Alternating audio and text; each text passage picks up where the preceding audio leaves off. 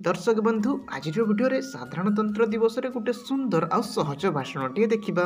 सम्माननीय सभापति महोदय, बरण्य शिक्षक मंडली, उपस्थित सज्जन मंडली, मंचस्थ मुख्य अतिथि, मोर सान बड़ भाई भौणी और सहपाठिनी गण, आज आम 75तम गणतंत्र दिवस पालन करने को जाऊँ।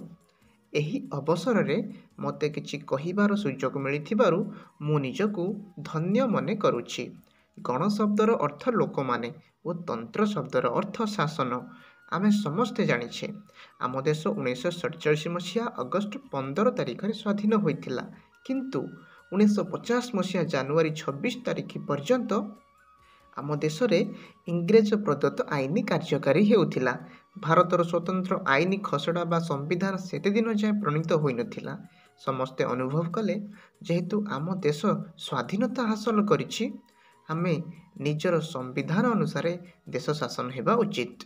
सेथिपाई संविधान प्रणयन संस्था प्रतिष्ठित हैला। यार मुख्य थिले भीमराव आंबेडकर। से थिले भारतीय संविधान रो जनक। भारतीय को खाप खुआला भली गोटे संविधान खसड़ा तैयारी करी डाक्टर भीमराव आंबेडकर आधुनिक जुगर मनु पलटि गले। आमर एही संविधानटी 395 धारा, 22 भाग एवं 5 परिशिष्ट विशिष्ट, जहाँकि 1950 मसीहा जनवरी 26 तारिख कार्यकारी होइथिला। दीर्घ 2 वर्ष 11 मास 18 दिन पर आम देश आम आईन अनुसार परिचालित हैला।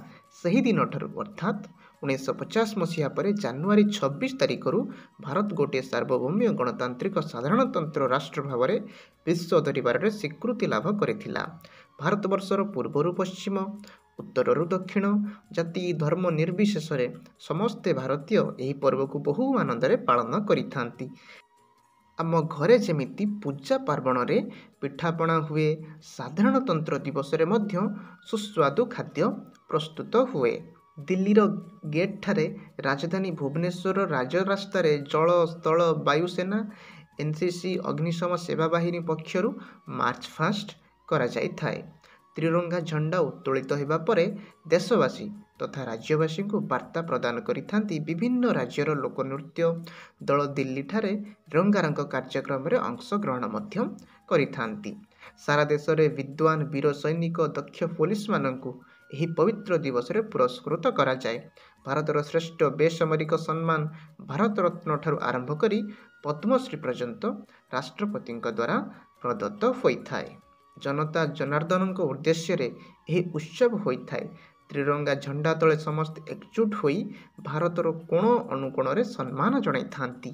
गणतंत्र दिवस केवल सामयिक आनंददायक उत्सव नुहे, आम पाई आत्मसमीक्षार दिन अटे। 140 कोटी भारतीय जो दिन निज अंतर एक मन एक प्राण होई भारतर उन्नति पाई आगे आसबे, सही दिन ही गणतंत्र दिवसर प्रकृत मूल्यांकन होई परिबो। पवित्र दिवस रे आज आमे शपथ नेबा, आमे भारत को महान करी गढ़िबा। मु एतिकी कही मोर वक्तव्य शेष करुची।